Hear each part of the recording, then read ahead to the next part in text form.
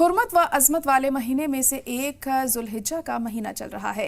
इस मुबारक महीने में खासकर इब्तिदाई 10 दिनों की बेपनाह फजीलत और अहमियत है। इसी मुबारक महीने में मुसलमान हज की अजीम सादत हासिल करते हैं और आज हमारा मौजू है सफाई निस्फ़ ईमान है, जिस पर हम चर्चा करेंगे। कुर्बानी और सफाई दोनों इस्लाम में बहुत अहम है। कुर्बानी पैगंबर इब्राहिम अलैहिस्सलाम की अल्लाह के तई फरमाबरदारी और इताअत की अलामत है, जबकि सफाई एक मजहबी जिम्मेदारी है जो इस्लाम में बहुत अहमियत रखती है। यही वजह है कि इस्लाम में सफाई को निस्फ़ ईमान का दर्जा हासिल है। कुर्बानी और सफाई दोनों में एक मुमासिलत है। दोनों में कुर्बानी और लगन शामिल है। कुर्बानी में किसी महबूब शय को कुर्बान करना, जबकि सफाई में अपने इर्द गिर्द को साफ रखने के लिए वक्त की कुर्बानी देना शामिल है। कुर्बानी और सफाई दोनों इस्लाम में बहुत अहम है।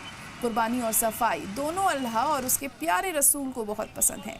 कुर्बानी के वक्त हम देखते हैं कि बहुत मकामात पर सफाई का ख्याल नहीं रखा जाता, जिसकी वजह से दीगर लोगों को तकलीफ होती है, माहौल ख़राब होता है। कुर्बानी के मीट को किस तरह तकसीम करना चाहिए, कुर्बानी को किस तरह से साफ़ और शफाफ बनाएं, हड्डियों का क्या करें, सफाई के ताल्लुक से कुरान और हदीस में क्या कुछ कहा गया है, हमारे असलाफ का इस पर क्या कहना रहा है और क्या तरीका है, क्या कहेंगे आप। कुर्बानी और सफाई की भी बहुत अहमियत है हमारे मज़हब में। अब बकरीद में ज़्यादा वक्त नहीं रह गया है, ऐसे में हमें इन दोनों चीज़ों का बहुत ख़ास ख्याल रखना होगा। इसको लेकर क्या कुछ हिदायत दी गई है कुरान शरीफ में, हदीस में, अल्लाह ने क्या फरमाया है।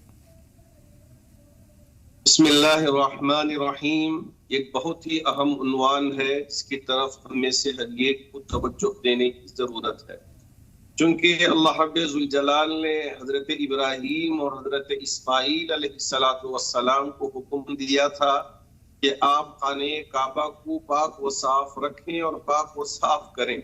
नबी को जब हुक्म मिलता है पाकी सफाई का, इससे ही हम अंदाजा कर ले सकते हैं कि ये कितनी बड़ी चीज है और कितनी बड़ी जिम्मेदारी है।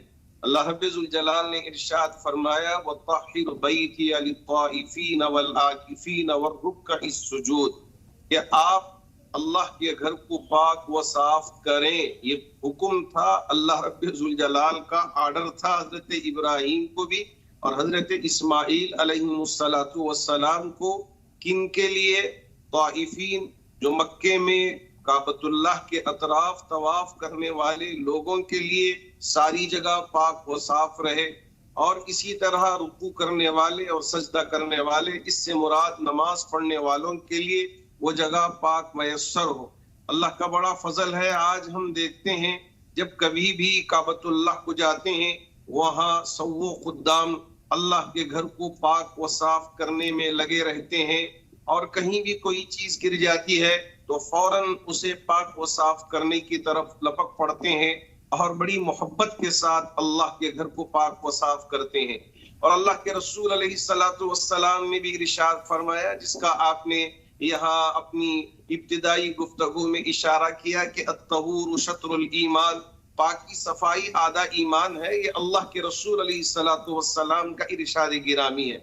तो इस वजह से जब हमको ये पता चल गया कि पाकी सफाई आधा ईमान है, तो इसको हम मामूली समझ के न छोड़ दें, बल्कि कई चीजों की पाकी सफाई इसमें हमारे लिए मथे नजर होती है। एक ये है कि बदन की पाकी सफाई, मुंह की पाकी सफाई, जिस्म की पाकी सफाई, जिस घर में रहते हैं उस घर की पाकी सफाई, और जिस मस्जिद में हम नमाज पढ़ते हैं उसकी पाकी सफाई, और ऐसे ही कुर्बानी के मौके पे जहाँ जानवर को ज़बह किया जाता है उस जगह को पाक व साफ करना, ये हमारी शरई जिम्मेदारी है, दीनी जिम्मेदारी है, समाजी जिम्मेदारी है और हमारी अपनी खुद की जिम्मेदारी है।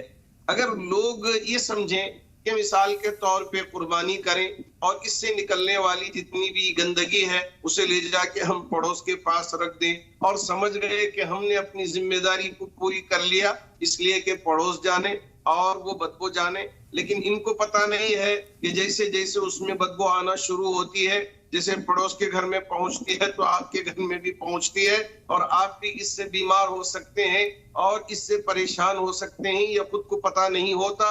तो बहुत आसान समझ लिया हमारे अहबाब ने कि ये जितनी भी गंदगी है उठा के पड़ोस के पास रख दो, अब वो जाने, अब वो गंदगी, हमको इससे कुछ लेना देना नहीं है। इस तरह का अमल एक बेहुदा अमल है और बिल्कुल गलत अमल है, इससे भी हमको बचना चाहिए।